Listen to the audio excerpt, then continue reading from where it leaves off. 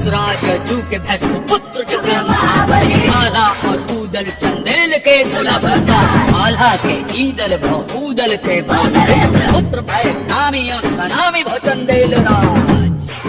महोबा के कवि कुल श्रेष्ठ जगनायक या चारण जगनित राव द्वारा लिखित परमाल रासों की इस अमर वानगी में उल्लेख है बुंदेलखंड के दो असीम शूरवीरों का। चंदेल कालीन लोक महाकाव्य आला खंड में वर्णित रणबांकुरे आला ऊदल की अमर कहानी।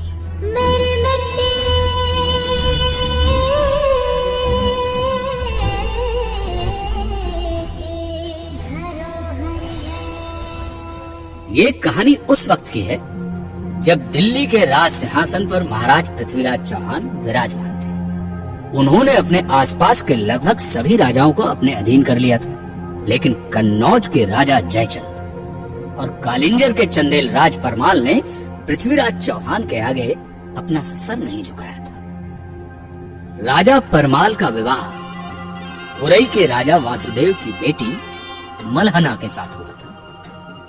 मलहना की दो छोटी बहनें भी थीं, देवलदे और तिलका, जिनका विवाह राजा परमाल के दो वीर सेना नायक और सगे भाई दक्षराज और वत्सराज के साथ हुआ था। इस विवाह से महारानी मलहना इतनी खुश हुई कि उन्होंने देवलदे और दक्षराज के लिए दहसरपुरवा में एवं तिलका और वत्सराज के लिए सिरसा में दो अलग अलग भव्य महल बनवा दिए। उन्हीं दिनों राजा परमाल ने महोबा को अपनी नई राजधानी घोषित किया था। चंदेल राज परमाल की इस पवित्र भूमि में लगभग एक ही समय में 5 पुत्रों का जन्म हुआ, जो आगे चलकर महोबा के पंचवीर कहलाए। महारानी मलहना की कोख से राजकुमार ब्रह्म कुमार का जन्म हुआ। ब्रह्म कुमार एक शूरवीर योद्धा था। राजा परमाल के राजपुरोहित के घर ढेबा नामक बालक का जन्म हुआ। ढेबा वीर होने के साथ ही ज्योतिष विद्या में भी निपुण था। ढेबा को आलाखंड में विपत्ति का साथी कहा गया है। उसने हर विपत्ति में अपने मित्रों का साथ निभाया। ढेबा के बारे में अलहत यानी आला गाने वाले आज भी ये गाते हैं, विपत्तियां के ढेबा है ऐसो मीत मिलन को ना। विपत्ति के मित्र ढेबा हैं और ढेबा जैसे मित्र आसानी से मिलते नहीं। इधर सिरसा में तिलका ने मलखान नाम के एक पुत्र को जन्म दिया। कहते हैं कि मलखान का शरीर वज्र की तरह कठोर था और युद्ध भूमि में वो अंगद की तरह पांव जमा कर लड़ता था। क्या पांव पिछाड़ी तन न जाने चंगा टेक लड़े मलखान, यानी पांव को पीछे नहीं जाने देता था और अपनी जांघों को टेक कर लड़ता था मलखान। इधर दहसरपुरवा में देवलदे ने भी एक पुत्र को जन्म दिया, जिसका नाम आल्हा रखा गया। आल्हा के बाद देवलदे एक बार फिर से गर्भ से हो गए और तभी जब वो गर्भ से थी तो एक दिन मांडोगढ़ के बघेल राजा ने महोबा पर आक्रमण कर दिया। इस आक्रमण के लिए कोई तैयार नहीं था। इस आक्रमण ने महोबा के इतिहास में जोड़ दिया एक नया पन्ना। इस आक्रमण ने एक नए समीकरण को जन्म दिया। क्या हुआ था बताऊंगा कुछ ही देर में, सुनते मेरी मिट्टी की धरोहर है। एक बार फिर से स्वागत है आप सभी का धरोहर में। कहानी आपको आल्हा ऊदल की। मेरी मिट्टी की धरोहर है। मांडवगढ़ के बघेल राजा ने महोबा पर आक्रमण कर दिया और चंदेल राज परमाल के भाई दक्षराज और वत्सराज को कैद कर लिया। उन्हें बंदी बनाकर वो मांडवगढ़ ले गया। लेकिन इस पर भी बघेल राजा की क्रूरता का अंत नहीं हुआ। उसने दोनों भाई दक्षराज और वत्सराज को मारकर उनका सिर बरगद के वृक्ष पर टांग दिया। आज भी अलहत उल्लेख करते हैं कि टंगी खुपड़िया है बरगद पर बरखा सहे शीत और घाम, और आधी रतिया की बेला में रोबे ले अला को नाम। पिता की मृत्यु के कुछ महीने बाद ऊदल का जन्म हुआ। कहते हैं यही दिन जन्म हुआ ऊदल का धरती धसी 2.5 हाथ। यानी जिस दिन ऊदल का जन्म हुआ उस दिन धरती ऊदल के भार से 2.5 हाथ यानी 2.5 हाथ धस गई। लेकिन ऊदल की माता देवलते खुश न थी। मत दो इसे मेरी गोद में, कोई नाशक है ये। देवलते, एक माँ होकर अपने बेटे के लिए ऐसी बातें मुंह से नहीं निकालनी चाहिए। यदि ऐसा नहीं होता मलहना, तो पेट में आने के 3 महीने बाद इसके पिता की मृत्यु नहीं हो जाती। इसमें इस बच्चे का क्या दोष? ये तो नियति है। जिस पुत्र ने अपने पिता का मुंह नहीं देखा, जिसके जन्म लेते ही धरती 2.5 हाथ नीचे धस गई, वो कुलनाशक नहीं तो और क्या है? कहो ना। देवलते, तुम कटु हो गई हो। तुमसे बहस का ये उचित समय नहीं है। मलहना, जब आप समझ ही चुकी हैं, तो मुझे अकेले छोड़ने का कष्ट करें। हाँ, बिल्कुल। आज से मैं इस बच्चे की माँ अपने साथ ले जा रही हूँ इसे। पर एक बात याद रखना देवलते, आगे चलकर यही बालक राज्य का नाम रोशन करेगा और अपने पिता की मौत का बदला लेगा। ये धर्म की माता है मालंदे, जो ऊदल को लियो बचाए।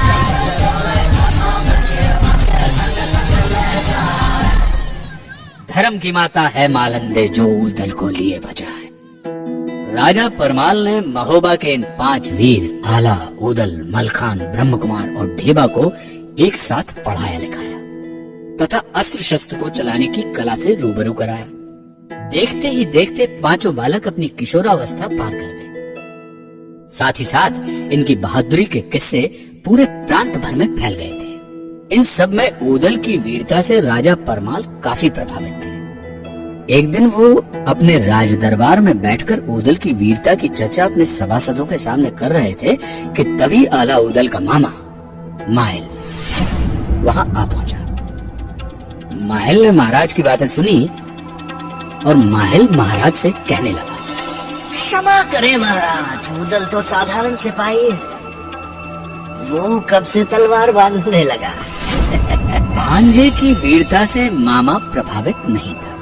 माहिल किस ओर इशारा करना चाह रहा है बताऊंगा, कुछ ही देर में सुनते रहिए।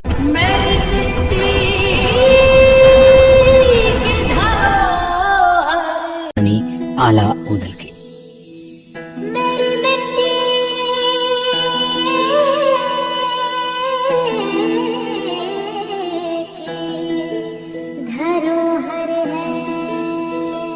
ऊदल की वीरता से राजा परमाल काफी प्रभावित थे। एक दिन वो अपने राज दरबार में बैठकर ऊदल की वीरता की चर्चा अपने सभासदों के सामने कर रहे थे। आला, ऊदल, मलखान, ब्रह्म कुमार और ढेबा, ये 5 इस आयु में भी बड़े बड़े योद्धाओं से कम नहीं है। और ऊदल की तलवार और युद्ध कौशल का तो क्या कहना। वाह! कि तभी आला ऊदल का मामा माहिल वहां आ पहुंचा। माहिल ने महाराज की बातें सुनी और माहिल महाराज से कहने लगा, क्षमा करें महाराज, किंतु ऊदल तो एक साधारण सिपाही है, वो कब से तलवार बांधने लगा। माना कुछ छोटे मोटे युद्ध जीत लिए होंगे ऊदल ने, किंतु छोटे मोटे युद्धों से कोई शूरवीर तो नहीं बन जाता ना महाराज। ऊदल तो एक साधारण सिपाही है महाराज। माहिल, तुम अपनी सीमाएं भूल रहे हो। पूरे राज दरबार में बैठे सभी सामंत एवं राजा परमाल खुद इस बात से चौंक गए। सब उत्सुकता से माहिल की तरफ देखने लगे। क्षमा महाराज, किंतु यदि ये ऊदल वीर होता तो मांडवगढ़ में उसके बाप का सर आज तक टंगा नहीं रहता महाराज। जब तक दक्षराज और वत्सराज के सर मांडवगढ़ से लाकर उनका अंतिम संस्कार नहीं कर दिया जाता, तब तक उनकी आत्मा को मुक्ति नहीं मिलेगी महाराज। तो अगर ऊदल वीर है तो इस कार्य को पूरा करके दिखाए, क्योंकि बाप का बैरी जो ना मारे तो कर बास गीध ना खाए। बाप का बैरी जो ना मारे तो कर मांस गीध न खाए। यानी जो बाप के शत्रु का वध नहीं कर सकता उसका मांस गिद्ध भी नहीं खाता। पूरे दरबार में सन्नाटा फैल गया।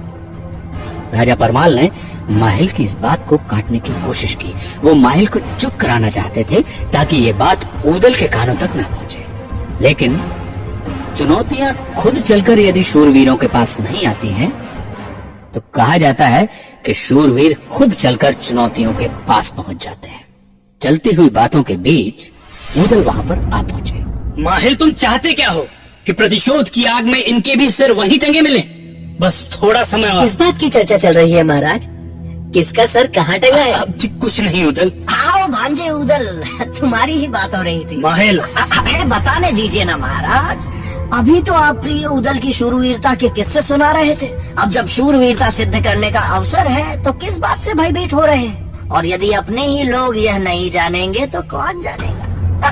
प्रिय उदल, मांडवगढ़ में तुम्हारे किसी पूर्वज की खोपड़ी टंगी है।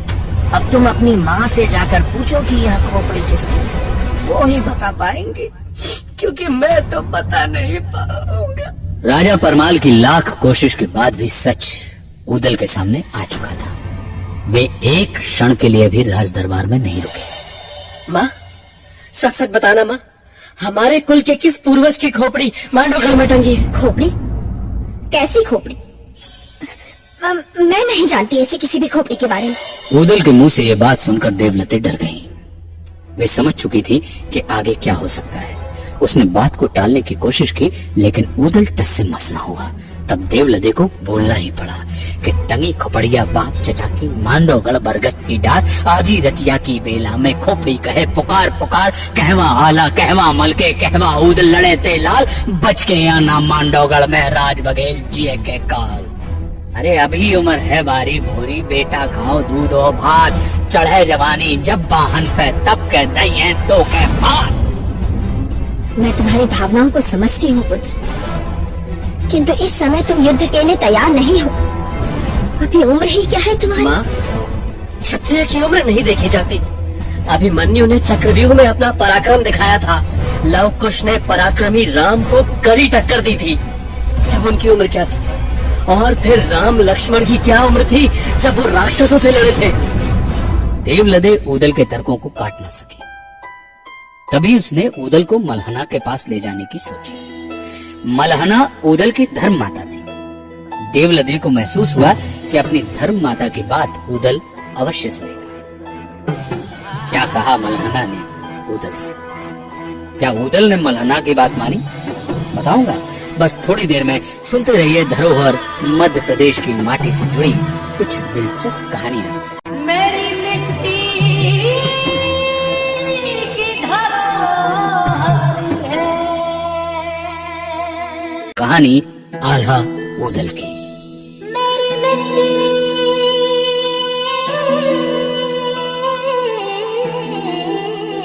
की धरोहर है। मलहना के कक्ष में पहुंचकर देवलते अपनी बहन के चरणों पर गिर पड़ी। मलहना को सारी घटनाओं की खबर पहले ही मिल चुकी थी। उसने देवलते को ऊपर उठाया और अपने पास बैठाया। फिर उसने ऊदल की ओर देखा। हमारे पुत्र ने पहली बार युद्ध में जाने की इच्छा जाहिर की है देवलते। हमें उसे रोकना नहीं चाहिए। अपने प्राण का मोह तो कायर और मूर्ख करते हैं। इस संसार में जितने दिन के लिए जो आया है, विधाता भी उससे वो दिन छीन नहीं सकते। लेकिन एक बात याद रहे बेटा, शत्रु कुछ भी करे, तुम हमेशा धर्म युद्ध करना। मलहना ने ऊदल को धर्म युद्ध के पाठ पढ़ाए।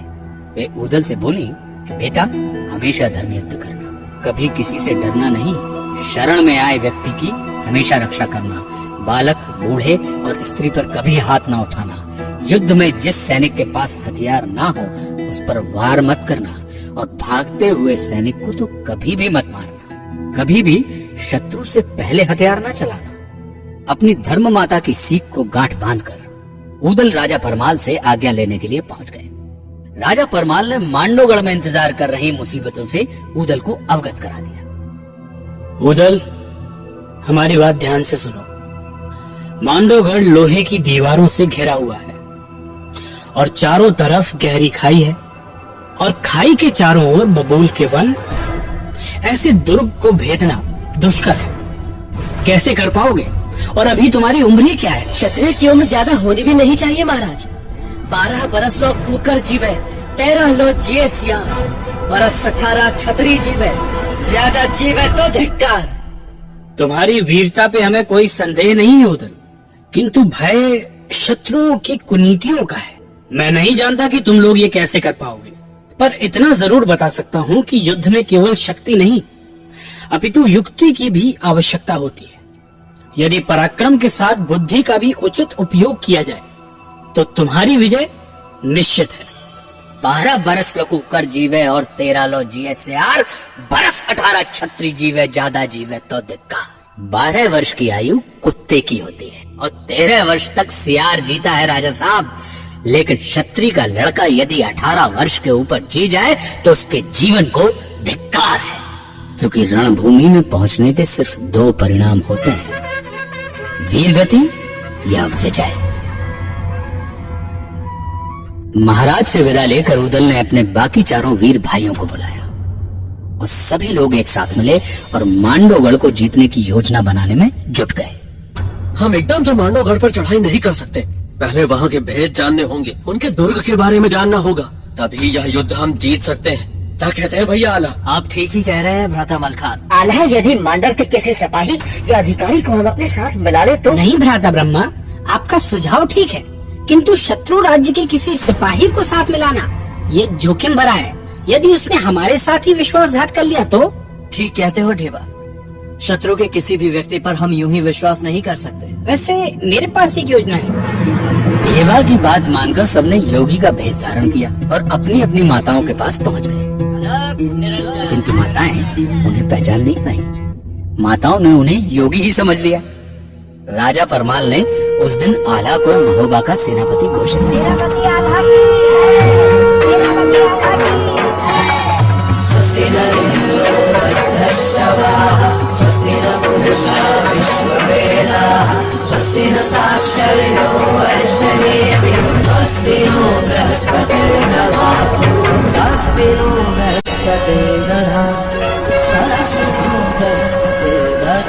राजा परमाल ने उसे त्रिलिया नामक घोड़ा दिया, ब्रह्मा को हरनागर नाम का घोड़ा दिया, मनोरथ नाम का घोड़ा देवा को मिला, और बेंदुला नामक घोड़ा उदल को, और मलखान को कबूतरी नाम की घोड़ी दी गई। महोबा की सेना तैयार थी और मांडवगढ़ की ओर कूच कर गई।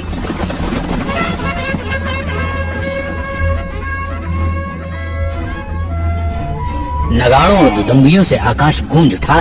महाराज परमाल की जय जयकार के नारे लगाए जाने लगे, किंतु क्या युद्ध इतना आसान था? क्या 5 नवयुवकों के दम पर एक महायुद्ध को जीता जा सकता है? जानेंगे आपसे थोड़ी देर में, बस सुनते रहिए।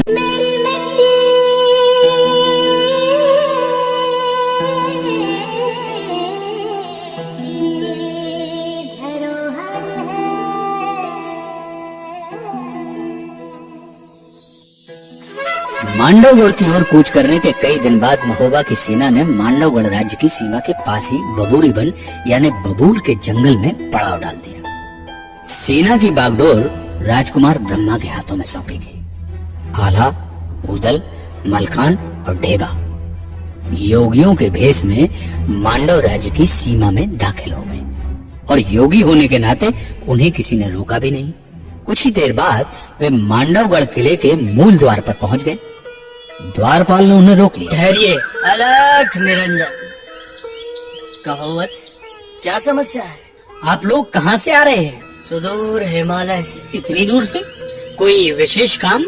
वत्स, हम सन्यासी हैं, हिमालय से चले हैं दक्षिण के हिंदू सागर तक। रास्ते में तुम्हारा ये नगर आ गया, इसलिए हमने सोचा कि इस नगर की सेवा ग्रहण कर लें। सुना है यहाँ के राजा बड़े दयालु हैं। सो तो ठीक है, लेकिन यहाँ ठहरेंगे कितने दिन?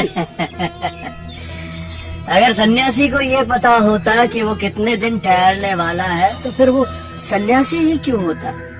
मन हुआ तो सालों, वरना एक क्षण। मगर वत्स, तुम्हें कोई असुविधा हो तो हम आगे की ओर चले जाएंगे। नहीं नहीं, ऐसी बात नहीं, लेकिन पूछना मेरा काम है। आप बुरा मत मानिए, मांडवगढ़ में आप सभी का स्वागत है। अंदर से अनुमति मिलने के बाद द्वारपाल उन चारों योगियों को अंदर ले गया। अंदर पैर रखते ही ऊदल की दृष्टि वट वृक्ष पर पड़ी। वट वृक्ष की सबसे ऊंची डाल पर दो सिर टंगे थे, दक्षराज और वत्सराज के। ये देखकर ऊदल अपने आप को रोक नहीं पाया और शायद द्वारपाल ऊदल के मानसिक उद्वेग को पहचान गया। अरे छोटे बाबा जी, पेड़ पे टंगी उन खोपड़ियों को क्या देख रहे हैं? इस नगर में और भी सुंदर चीजें हैं, उन्हें देखिए, उनका आनंद लीजिए। अब तुम हमें सिखाओगे कि क्या देखना है? आला ने हालात को संभालते हुए कहा। स्वामी उदयानंद, आप सन्यासी हैं, किंतु पेड़ पर दो शीश देखकर उद्विग्न हो गए। सन्यासी को किसी घटना से विचलित होना शोभा नहीं देता। एक सन्यासी के लिए मृत्यु अंतिम सत्य नहीं होता। क्षमा करें गुरुदेव, भावना के ज्वार को रोक नहीं पाया, किंतु इतना विभत्स कृत्य कौन कर सकता? अरे स्वामी जी, हमें इन सब से क्या लेना? आप पधारे हमारी नगरी में। योगी आगे बढ़ गए। जब सारे योगी रनिवास में रानी कुशला के पास पहुंचे तो उनका बहुत आदर सम्मान किया गया। फिर रानी ने उनसे भजन गाने का आग्रह किया। आला ने अपनी डबली निकाली, मलखान ने मृदंग और ढेवा ने बांसुरी, और ऊदल अपने मीठे स्वर में गाने लगे और उन्होंने वहां पर समा बांध दिया। हरि दर्शन की प्यासे अखियाँ, हरि दर्शन की प्यासे अखियाँ, हरि दर्शन की प्यासे अखियाँ, हरि दर्शन की प्यासे। देखो चाहत कमल नयन का, निस दिन रहत उदासी अखियाँ, हरि दर्शन की प्यासे।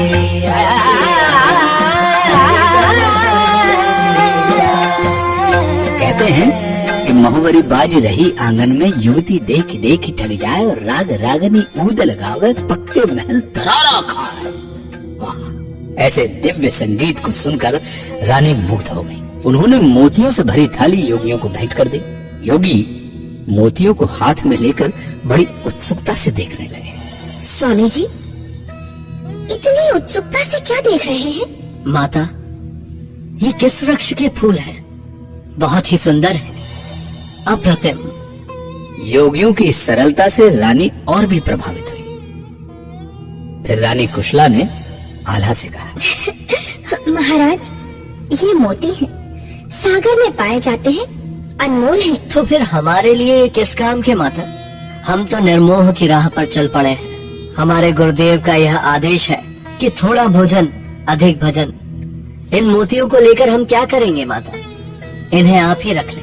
महाराज, यहाँ हमारे महल में प्रायः योगी महात्मा और संत आते हैं, लेकिन अहोभाग्य हमारे कि आप लोग यहाँ पधारे और ऐसा प्रतीत हुआ कि सच्चे योगियों के दर्शन हो गए हैं। तो महाराज, निसंकोच आप हमें बताएं कि हम आपकी और क्या सेवा कर सकते हैं। माता, गांव खलिहानों में घूमने वाले हम योगियों का राजमहल में यह पहला पदार्पण है। हम चाहते हैं कि आप हमें इस दुर्ग की एक परिक्रमा करवा दें तो अच्छा हो। बस इतनी सी बात? राजमहल की परिक्रमा क्या? यदि आप यह राजमहल भी मांगते तो हम निसंकोच आपको दे देते। रानी ने अपने गले से 9 लाख हार उतारकर योगी के हाथ में रख दिया और राजकुमारी विजय सेना को पूरा दुर्ग दिखाने का आदेश दिया। इस प्रकार वीरों ने अपनी पहली जीत हासिल कर ली थी। अब आगे का रास्ता और कठिन था। एक चुनौती उनके सामने आने वाली थी। क्या थी वो चुनौती? क्या ये वीर अपने उद्देश्य में सफल हो पाए? जानने के लिए सुनते रहिए धरोहर, मध्य प्रदेश की माटी से जुड़ी ये दिलचस्प कहानी। मेरी मिट्टी की धरोहर। एक बार फिर आपका स्वागत है और आज मैं आपको सुना रहा हूँ कहानी वीर शिरोमणि जाबाज योद्धा आला ऊदल की कहानी। मेरी मिट्टी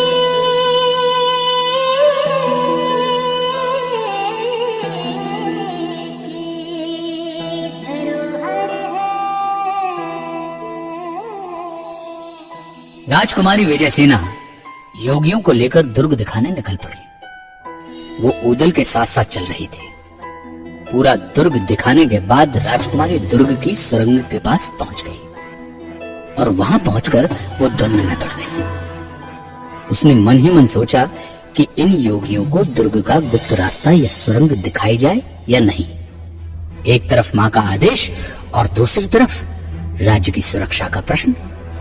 ऊदल ने राजकुमारी के हाव भाव से यह समझ लिया था कि राजकुमारी विजयसेना कुछ छुपा रही है। ऊदल ने बड़ी दृढ़ता से राजकुमारी को समझाया। अलख निरंजन, हमें ज्ञात हो रहा है कि आप हमसे कुछ छुपा रही हैं राजकुमारी। देखिए, आपको रानी माँ ने आदेश दिया है कि आप हमें इस दुर्ग की पूरी परिक्रमा करवाएं। हम योगी हैं, अगर आप ऐसा नहीं करेंगी तो हम श्राप दे देंगे और तब न ये दुर्ग बचेगा न राजशाही। आप क्या सोचते हैं कि अगर आपने राजमाता को अपनी बातों में उलझा लिया है तो हम भी आपके इस बुलावे में आ जाएंगे? तुम योगी नहीं, भोगी हो। तुमने मांडव राज्य के साथ धोखा किया है। मैं जानती हूँ तुम महोबा के वीर ऊदल हो। विजय सेना की बात सुनकर सबके पैरों तले से जमीन खिसक गई। राजकुमारी ने ऊदल को पहचान लिया था, मगर कैसे, ये किसी को समझ नहीं आ रहा था। आश्चर्य में हो ना कि मैंने तुम्हें कैसे पहचान लिया? याद करो, जब सिरोंज के महाराज की बेटी का विवाह हुआ था तब तुम बारातियों में थे। तुम्हारी वीरता की कहानियां मशहूर हो चुकी थी। बारातियों के साथ तुम केसरिया पाग पहनकर बेंदुला घोड़े को नचाते हुए आगे बढ़ रहे थे। तभी मेरी सहेलियों ने मुझे बता दिया था कि तुम महोबा के वीर ऊदल हो। लेकिन अब मुझे ये बात समझ में नहीं आती कि इतने महान वीर को पेट पर छुरा घोंपने जैसे इस कायरतापूर्ण प्रपंच की रचना क्यों करनी पड़ी? ये कहकर राजकुमारी विजयसेना ने अपनी तलवार निकाली। ऊदल ने बड़े शांत भाव से राजकुमारी को समझाया। राजकुमारी, कायर नहीं है। आपके पिता ने धोखे से हमारे पिता और चाचा को मार उनकी खोपड़ियां यहाँ पेड़ पर टांग दी। वो बड़ी शूरवीरता थी। जब तक हम अपने पिता और चाचा की मृत्यु का प्रतिशोध नहीं लेते तब तक न उनकी आत्मा को शांति मिल पाएगी न हमारे कलेजे को। आप चाहें तो अभी अपने पिता को हमारे बारे में बता सकती हैं। हम भागेंगे नहीं, लेकिन प्रतिशोध लेकर रहेंगे। ऊदल ने राजकुमारी को अपने पिता बघेल राज जंबे को बुलाने का जिक्र किया, लेकिन राजकुमारी स्वयं ऊदल के सम्मुख समर के लिए तत्पर हो चुकी थी। तभी ऊदल को धर्म युद्ध के नियम याद आ गए। दोनों ने तलवारें तान ली और युद्ध छिड़ गया। राजकुमारी एक कुशल योद्धा की तरह ऊदल पर वार करते रहे और ऊदल सिर्फ अपने आप को बचाते रहे, क्योंकि उनके दिमाग में अपनी मां मल्हना का आदेश गूंज रहा था कि स्त्री के ऊपर अस्त्र नहीं उठाने चाहिए। अचानक घटी इस घटना ने सबको भौचक्का कर दिया था। आल्हा, ढेबा और मलखान अचंभित खड़े देख रहे थे। कुछ देर तक वार करने के बाद राजकुमारी थक हार कर बेहोश हो गई। तभी सबने मिलकर राजकुमारी को हवा की, पानी के छींटे उसके मुंह पे मारे। जब राजकुमारी होश में आई तो उसका अभिमान पिघलकर पानी हो चुका था। वीर ऊदल, तुम्हारे बारे में जो कुछ भी सुना था, तुम उससे ज्यादा बहादुर और धर्मप्रिय हो।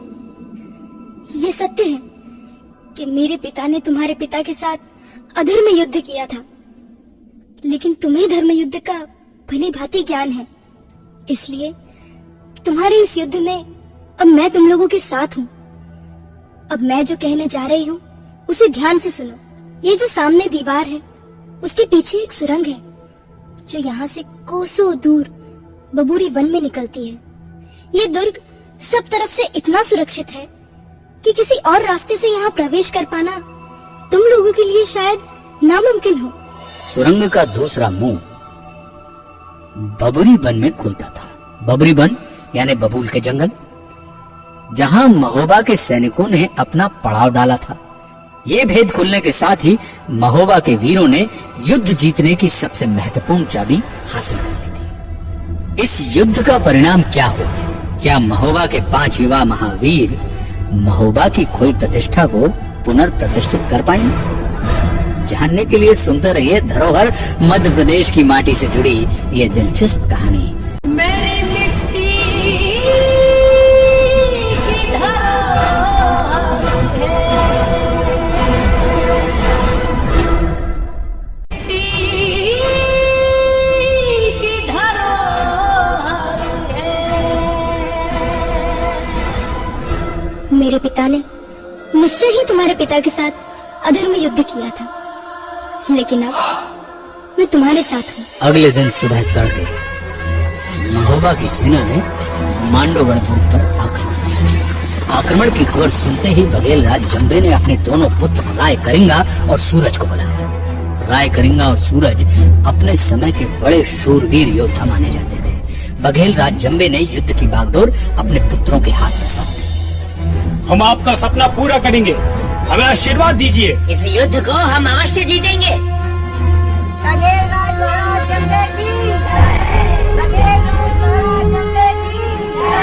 इधर महोबा के सेनापति आला ने पंचव्यूह की रचना के साथ युद्ध लड़ने का निर्णय लिया। अपने घोड़े पर सवार होकर सबसे आगे चलने वाली सेना का संचालन स्वयं आला कर रहा था और बाईं छोर की टुकड़ी का संचालन ढेबा कर रहा था। पिछले भाग का दायित्व मलखान के कंधों पर था और व्यूह के बीचों बीच घोड़े पर सवार ब्रह्मा चल रहा था। दोनों सेनाएं मांडोगढ़ के सीमांत के पास आमने सामने आ गई। राय करिंगा ने आला को ललकारा। हमसे लड़ना तुम्हारी औकात के बाहर है। तुम्हारा वही हाल होगा जो तुम्हारे पिता और चाचा का हुआ था। उसी जगह उसी पेड़ पे हम तुम्हारी भी खोपड़ी टांग देंगे। ये बकवास का वक्त नहीं है राय करिंगा। तुम्हारे पिता ने अधर्म युद्ध करके मेरे पिता और चचा को मार डाला था। तुम अगर अपने पिता का सर लाकर मुझे दोगे तो हम तुम्हारी जान बख्श देंगे। बात बात पे सरबर हो गई, बात बात में बाढ़ी रात, बात के ऊपर ठेवा हुई गई, कमर खुली गई तलवार और फिर सेना एक दूसरे से भिड़ गई। राय करिंगा आला की आंखों में धूल झोंककर आला की ओर बढ़ गया। फिर उसने ऊधल पर भाला फेंका। भाला ऊधल के शरीर के पार हो जाता यदि ऊधल का घोड़ा बिंदुला समय पर अपनी चाल न बदलता। ऊधल के करीब से निकलकर करिंगा का भाला धरती में धंस गया।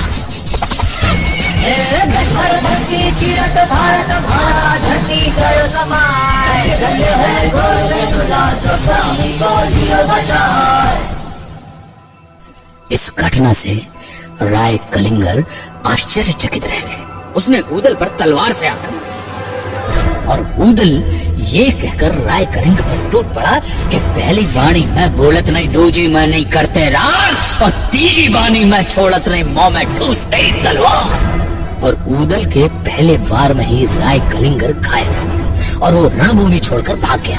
इस घटना से उसकी सेना का मनोबल टूट गया और भगदड़ मच गई। लेकिन तभी सूरज ने मांडोगढ़ की सेना की बागडोर अपने हाथों में ली और आल्हा को ललकार कर कहा, आल्हा, इतने सैनिकों की जान गंवाने से कोई मतलब नहीं। आओ हम दोनों द्वंद्व युद्ध करें और द्वंद्व युद्ध के फैसले से इस युद्ध का फैसला हो। अरे जाओ, अगर तुमसे मैं लड़ूंगा तो दुनिया के सारे वीर मुझ पे ये कहकर हंसेंगे कि आल्हा ने एक बच्चे को हरा दिया। तुम्हारे लिए तो मेरा भाई ऊदल ही काफी है। आल्हा का आदेश पाते ही ऊदल सूरज के साथ द्वंद्व युद्ध करने के लिए तैयार हो गया।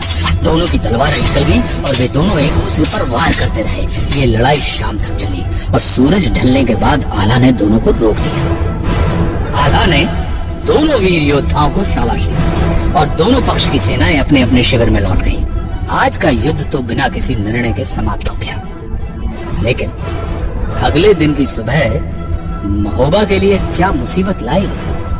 राजकुमार करिंगा ने कौन सा पैंतरा खेला, जानने के लिए सुनते रहिए धरोहर पर मध्य प्रदेश की माटी से जुड़ी ये दिलचस्प कहानी। मेरी मिट्टी की धरोहर है, कहानी आला ऊदल की। मेरी मिट्टी की धरोहर है। सूरज की पहली किरण फूटते ही युद्ध फिर आरंभ हो गया। राय करिंगा स्वस्थ हो चुका था। उसने सेना की बागडोर फिर अपने हाथ में ले ली थी। दोनों ओर की सेनाएं आमने सामने थी, तलवारें निकल गईं और तुहीनाद के साथ साथ युद्ध शुरू हो गया। काफी देर तक युद्ध चलता रहा। खून से भरी पूरी भूमि लाल हो गई थी कि भुजा बहादुर फरकन लागे, नाचन लगे मुझ के बाल और कटकट मोती गिरे खेत में, उठ उठ रुंड करे तकरा। युद्ध चलता रहा पर विजय किसी की नहीं हुई। युद्ध का रुख बदलने के लिए आला ने ऊदल को राय करिंगा की ओर अग्रसर होने के लिए कहा। ऊदल को आता देख राय करिंगा भी चकित रह गया। उसने अपनी तलवार खींच ली और ऊदल पर टूट पड़ा। राय करिंगा ऊदल पर अपनी तलवार से एक के बाद एक लगातार वार करता जा रहा था और ऊदल उनके दिमाग में अपनी योजना अनुसार राय करिंगा को थका देना चाह रहे थे और ऊदल अपने आप को बचाते रहे। जैसे ही ऊदल को महसूस हुआ कि राय करिंगा थोड़ा सा धीमा पड़ा है और वैसे ही ऊदल ने लपक कर राय करिंगा के ऊपर ऐसा जोरदार फेंका कि राय करिंगा का सर धड़ से अलग हो गया। राय करिंगा के मर जाने पर मांडवगढ़ की सेना पलायन करने लगी। सूरज ढलने को था पर उस दिन के युद्ध का निर्णायक पल तो शाम के पहले ही गुजर चुका था। उस दिन का युद्ध समाप्त हो गया। उधर युद्ध की गतिविधियों से अनजान आला ऊदल से ईर्ष्या करने वाला उनका मामा माहिल महोबा पहुंच गया और उसने महोबा के रनिवास में पहुंचकर यह खबर दी कि युद्ध में आला और ऊदल के सरों को काटकर फेंक दिया गया है। ये खबर मिलते ही देवलदे और मलहना रो पड़ी। दुख से पूरा रनिवास विफल हो उठा। चारों ओर मरघट की सी खामोशी छा गई कि तभी युद्ध का समाचार लेकर दूत राजमहल पहुंचा और उसने राय करिंगा का सर राजा परमाल के सामने थाली में रख दिया। ये देखते ही माहिल वहां से निकल भागा और उरई की ओर चल पड़ा। उसका षड्यंत्र एक बार फिर निरस्त हो चुका था। अगले दिन के युद्ध की शुरुआत में ही मलखान के हाथों सूरज मारा गया और अब महोबा की सेना को रोकने वाला कोई नहीं था। महोबा की सेना ने मांडवगढ़ के किले को घेर लिया। कहते हैं कि ये खबर मिलते ही राजा जंबे भयभीत हो गया और उसने सहजो जोगिन को बुलाया। सहजो जोगिन या सहजो योगिनी ये एक ऐसी योगिनी थी जो काली शक्तियों की उपासक थी, जिसने तंत्र मंत्र द्वारा कई सिद्धियां प्राप्त कर रखी थी। देखो जोगिन, कुछ ऐसा करो कि इन वीरों के खेमे में खलबली मच जाए और मैं इस अफरा तफरी का लाभ उठाकर ये युद्ध जीत जाऊं। आप चिंता ना करें महाराज। मेरी सिद्धियों के सामने कोई वीर आज तक नहीं टिक पाया है, तो फिर इन बालकों की क्या बिसात। अपनी कही बात के अनुसार सहजो ने बंगाली पुड़िया मारकर ऊदल को भेड़ बना दिया और गुरु झिलमिल की मढ़ी में ऊदल को बांध दिया। ऊदल गायब हो चुके थे। ऊदल के ना मिलने पर आला बुरी तरह घबरा गए। तभी बाबा गोरखनाथ ने अपनी दिव्य वाणी से आला को पूरी घटना के बारे में बताया। पूरी कहानी समझते ही आला ने मलखान और ब्रह्मा को बुला भेजा। ब्रह्मा और मलखान गुरु झिलमिल बाबा की कुटिया में योगियों का भेष धारण करके पहुंच गए। वहां पहुंचकर दोनों ने गुरु जी को भजन सुनाया। गुरु झिलमिल उनके भजन को सुनकर बड़े प्रसन्न हुए। वाह, क्या स्वर है बेटा, मन प्रसन्न हुआ। मांगो, क्या मांगते हो? बाबा, सहजो जोगी ने हमारे भाई उदल को बकरी बनाकर आपके यहाँ मढ़ी में बांध दिया।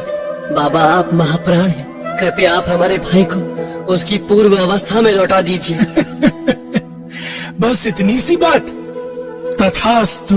और ऊदल फिर से मनुष्य बन गए। इधर आला ने ऐलान कर दिया कि जब तक किला ध्वस्त नहीं होगा तब तक सभी लोग यहाँ पर डटे रहेंगे कि कठिन किला रहे मांडवगढ़ का आला ने दिए वचन उचाए, जो लोग किला न टूटे तो लो मांडव विजय में सपने माए।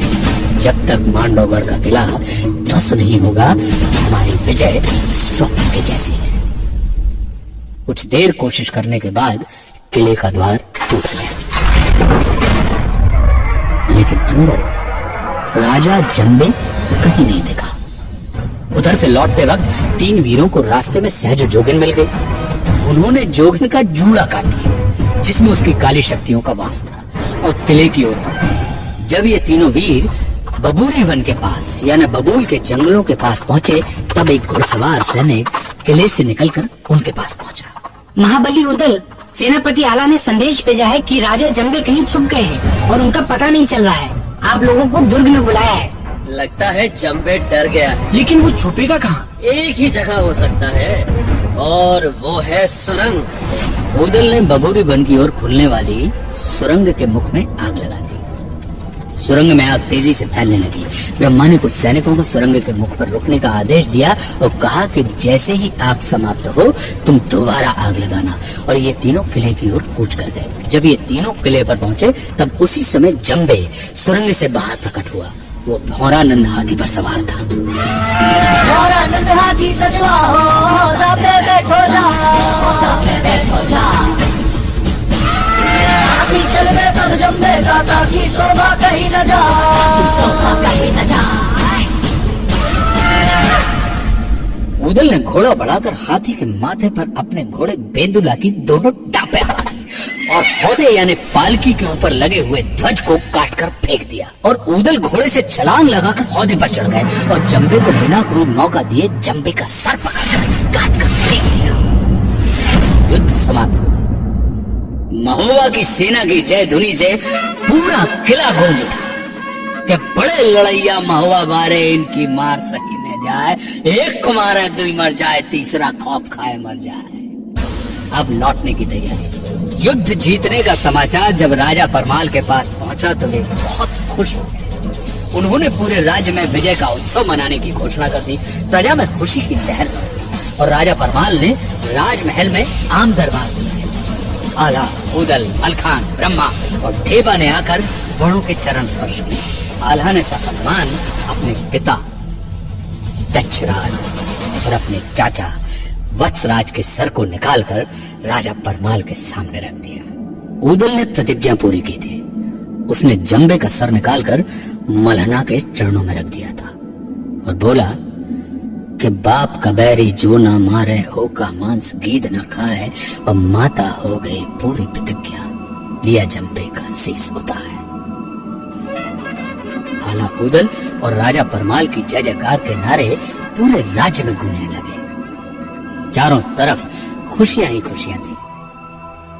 लेकिन ये कहानी यहीं खत्म नहीं होती, क्योंकि खुशियों की इस बारिश को कभी ना कभी तो थमना ही था। मांडवगढ़ की जीत के बाद आला उदल की कीर्ति चारों तरफ फैलने लगी, पर ईर्ष्या और द्वेष से भरा हुआ उनका मामा माहिल इस बात को स्वीकार नहीं कर पा रहा, क्योंकि वो आला उदल की शक्ति से भली भांति परिचित था। वो जानता था कि यदि आला और उदल एक साथ रहेंगे तो विश्व विजय से इन्हें कोई नहीं रोक सकता। इसलिए वो एक नए षड्यंत्र की शुरुआत में जुट गया। क्या था माहिल का ये षड्यंत्र? आज नहीं, अगले हफ्ते क्या होगा जब माहिल चलेगा एक और चाल, सुनिएगा जरूर। धरोहर में सुनाऊंगा आला उदल की इस दिलचस्प कहानी का दूसरा भाग।